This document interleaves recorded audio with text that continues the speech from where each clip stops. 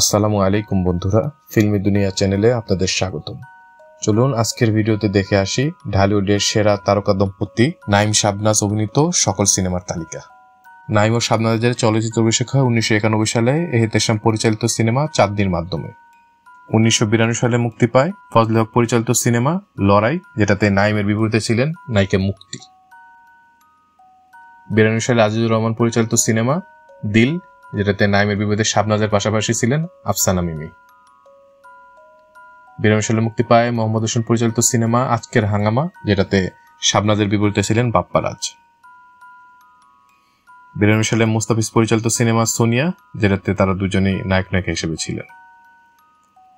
92 সালে এহতেশাম পরিচালিত সিনেমা চোখে চোখে, যেটাতে ওনার দুজনেই নায়ক নায়িকা হিসেবে ছিলেন। 92 সালে দার্শিক পরিচালিত সিনেমা অঞ্জলি, যেটাতে শাবনাজের নায়ক হিসেবে ছিলেন সুষময়। 93 সালে সোহানুর রহমান সোহান পরিচালিত সিনেমা লাভ, যেটাতে দুজনকে জুটি হিসেবে দেখা গেছে। সাইফুল আজম কাশেম পরিচালিত সিনেমা সাক্ষাৎ, মান্না চম্পা অভিনীত সিনেমাতে ওনাদের দুজনকে নায়ক নায়িকা হিসেবে দেখা গেছে। আজিজুর রহমান পরিচালিত সিনেমা জিদ, এটাতে ওনারা দুজন নায়ক নায়িকা ছিলেন। শিবলি সাদিক পরিচালিত সিনেমা অনুতপ্ত, এই বিখ্যাত সিনেমাটিতে ওনার দুজন নায়ক নায়িকা হিসেবে ছিলেন। হাফিজ উদ্দিন পরিচালিত সিনেমা টাকার অহংকার।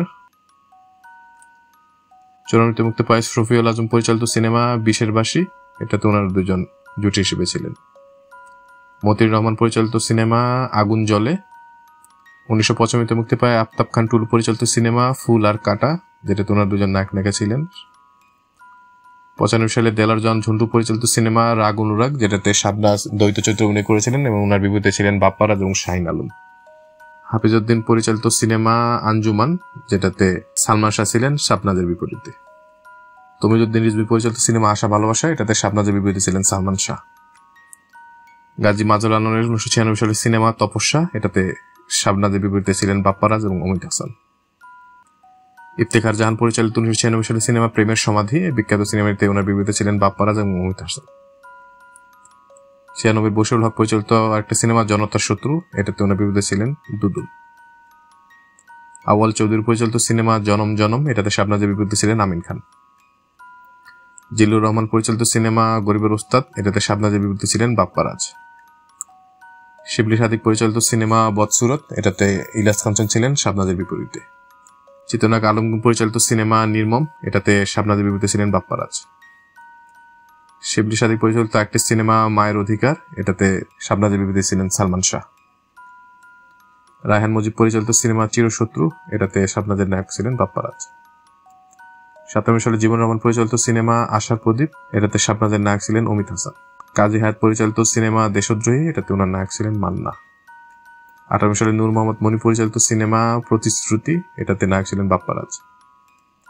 1998 মতিউর রহমান পরিচালিত সিনেমা সুখের আশায়, যেটার মাধ্যমে নাইম আবার চলচ্চিত্রে কামব্যাক করেন, এটাতে ওনার নায়িকা ছিলেন অন্তরা।